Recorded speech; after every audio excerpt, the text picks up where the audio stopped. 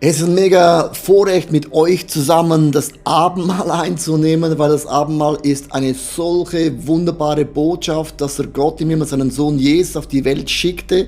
Er ließ seinen Körper wie das Brot zerbrechen am Kreuz und das Blut floss, damit wir Vergebung der Sünden empfangen. Und Susanne, du hast ein wunderbares rotes Bändchen mitgebracht. Ja, für das Abendmahl von heute. Weil heute geht es um den Sieg und heute geht es um unseren Geist. Und da gibt es eine wunderbare Geschichte.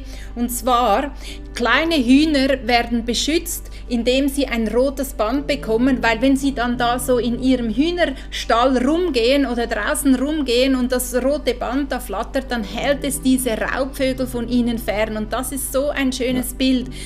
Diese roten Bändeli-Hühner. Ich habe jetzt extra da so ein rotes Band rumgemacht. Für mich ist das ein Bild. Hey, Jesus hat den Preis bezahlt. Er hat den Schuldschein zerbrochen, gelöscht, der mit seinen Forderungen so fest an uns haftet, wie es im Kolosser 2, Vers 14 heißt.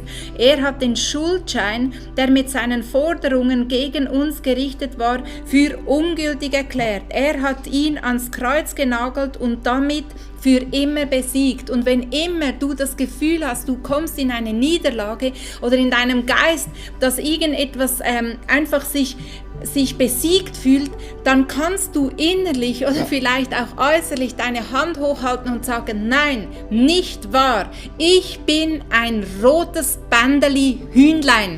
Genau, es geht ja heute um die Identität. Manchmal habe ich das Gefühl, ich bin ein schlechter Christ. Ich bin mir nicht sicher, ob ich in den Himmel komme, ob Gott stolz auf mich ist, ob Gott ein strafender Gott ist, das rote Bändchen. Und diese Bibelstelle sagt, nein, wir sind Söhne und Töchter Gottes. Wir haben eine neue Identität. Und ich möchte das Abendmahl bewusst in dem Sinn und Geist einnehmen. Und ich nehme dieses Stück Brot und ich sage mir, am Kreuz starb Jesus, ließ seinen Körper zerbrechen, damit ich ein Sohn und eine Tochter Gottes werde. Und nimm das Brot, kau es und sage, ich bin ein Sohn und eine Tochter Gottes, ich gehöre zur Familie Gottes, ich bin versiegelt mit dem Heiligen Geist. Niemand kann dieses Siegel brechen, löschen, stehlen, ausradieren.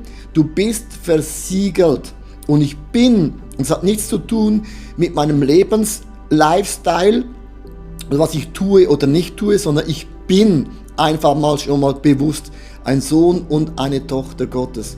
Und dann, das Blut bedeutet, das ist ja Leben. Also wenn Jesus sagt, ich habe das Blut vergossen, hat Jesus gesagt, also man kann vom Fleisch ein bisschen geben, aber beim Blut bedeutet irgendwo, du stirbst für etwas und Jesus starb für mich, damit ich eine neue Identität habe in den Augen Gottes. Und nimm jetzt dieses Wein oder Traubensaft, was auch immer du hast. Und schau, indem dass ich das Glas hochhalte, bewege ich den Arm mit dem roten Band herum, weil es ist eine Erinnerung, was Jesus am Kreuz für mich getan hat. Ja. Und du bist nicht zu schlecht, du bist nicht unzubegabt, du bist nicht ein zu großer Mensch, der nicht Dinge durchziehen kann. Alle diese Dinge, die du glaubst, fühlst, hörst, vielleicht auch konkret erlebst, wo du bist, sondern du bist und du hast einen neuen Titel, du gehörst zur Familie Gottes. Und das möchte ich dir heute sagen, Gott ist mächtig stolz. In Zachariah steht, Gott jubelt jeden Tag, wenn er an uns denkt.